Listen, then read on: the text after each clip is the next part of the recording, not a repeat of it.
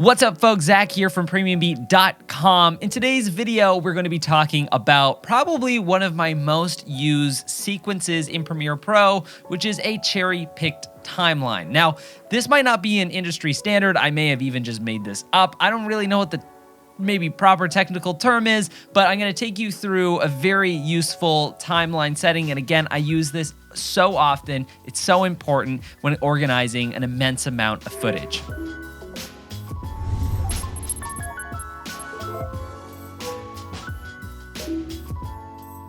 So now, once you have your cherry-picked timeline open, I've got all these other ones. These are actually all of the locations that we shot our New Zealand trip in. Another quick technique for me personally editing like travel videos. What I'll do is I'll actually create individual sequences for each location. That way, when I'm assembling the edit, I'll be able to have an easier time trying to figure out like, oh, I want a location from, let's say, the Shire. And then I'll just go in and find it there. But let's go into the cherry-picked setting, which is what we're all excited about. So what I'm going to do is I'm actually going to make a cherry-picked timeline for a location that we shot at. And we're going to use Milford Sound as a location. So what you're going to do is grab the folder of whatever shots you're trying to organize. Mine is, again, from Milford Sound. And we're going to drag and drop it into our timeline. Now, it's going to put it all together, put it into this one sequence. It's just taking some time to load up.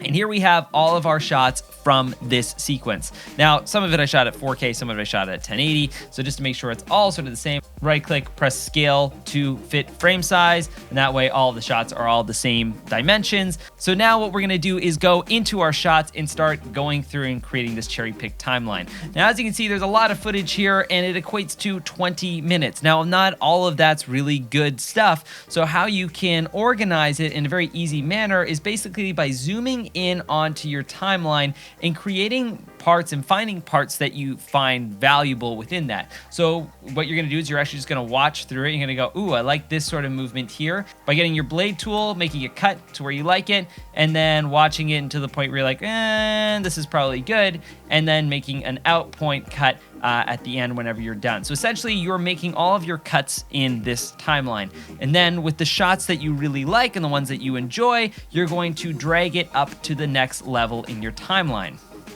And then basically what you're gonna do is do this with a ton of shots. So you're gonna go through your whole timeline and create these markers of what parts of the shots that you really enjoy. So we'll just kind of go through this fast and basically, again, making the in point of the shot that you like and then the out point near the end. And you don't have to be super picky about this. One of the things that I like to do is to be a little bit more relaxed with these edits because, again, you're going to be doing your fine-tune adjustments later. But essentially, the key trick to all of this is to make your in and out points wherever you like it within the shot, drag it to the second part of the timeline, and then what you can do is maybe even leave a little bit of handles on the beginning of the shot and the end of the shot, so on the left and the right of the clip.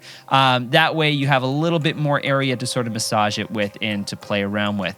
So the next part of this process is once you've done this to every single clip, what you're going to see is a timeline that looks similar to this setup, where basically you have a couple clips on the top and a bunch on the bottom. Next is to create a highlightable square by literally clicking down onto your timeline and dragging your cursor out. That's going to make a square. And essentially what you want to do is then highlight all of the video clips. This is important. All the video clips in V1, because if you highlight the audio clips, that's going to select your video tracks within V2. So just select the video clips in video track 1.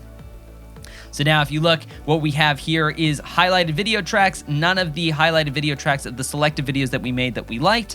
And now what you're gonna do is press Shift and Delete. And that's gonna ripple delete all of your favorite shots together. And so now you have a sequence of shots that you really enjoy. These are all shots that are really beautiful. They look the way you want them to. So the beauty of this is now I literally have all of my locations figured out and organized, and I know within each one of these folders, not only are they organized shots, they're also my favorite shots and the best shots out of, let's say, the 20 to 40 minutes of footage that I captured. So now when I actually come to assembling the actual edit, I can literally just drag and drop the preferred shots into this timeline. I don't have to take time to going through and reorganizing. Now, that being said, if let's say you're on a bit of a time crunch and you can't go through every single shot that you want to assemble in a cherry-picked timeline, The best thing that you guys can do is opening up the folder that you're wanting to choose shots from, clicking this button, which basically creates it into icons, and then just by going through and skimming your cursor through the shots, you can literally go through and find, oh, I like this moment here,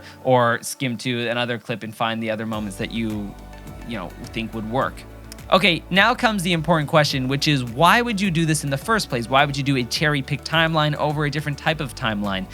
I believe that doing a cherry-picked timeline comes into extreme value when it comes to learning your footage. I believe as an editor, you should understand all the footage that you have available before sort of making key decisions on the edit. You should understand, okay, we have a wide shot here, we have a medium shot here, we have a close-up here, the shooter, whoever was capturing it, be that yourself or even a cinematographer who was on the project, there is a reason why they were capturing certain types of coverage, and it's good for you as the editor to learn the coverage that the shooter captured. Or maybe if you shot it, perhaps you forgot what you captured on the day. So I believe that having organization, figuring out the prime shots within your timeline is so crucial. And with your cherry-picked timeline, you're still gonna have quite a bit of footage because, again, maybe you're really in love with a lot of the shots.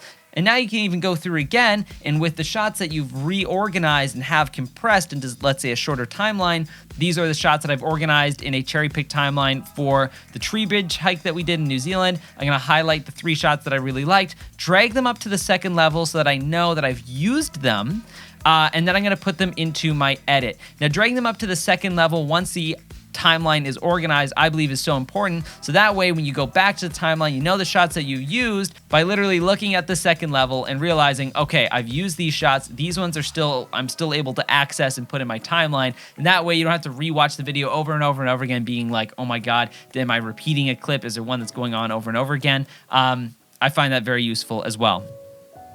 Anyways, guys, that's it. That's all. That's how you create a cherry-picked timeline, how you can organize your footage and understand it a lot better. Again, I highly recommend using this method and technique.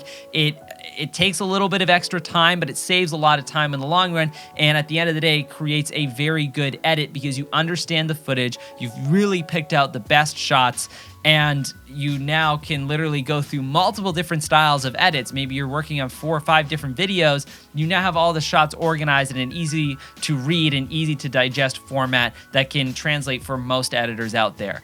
Thank you guys so much for watching. If you like the content included in this video, but maybe didn't have your pen and paper ready to write it all down, that's okay. I've included a blog post that I've written down some of the key points from this video. If you guys need to backtrack and take a look at it, as well as if you're interested in sharing it, you can take a look at that on the PremiumBeat blog post attached to this video in the description below.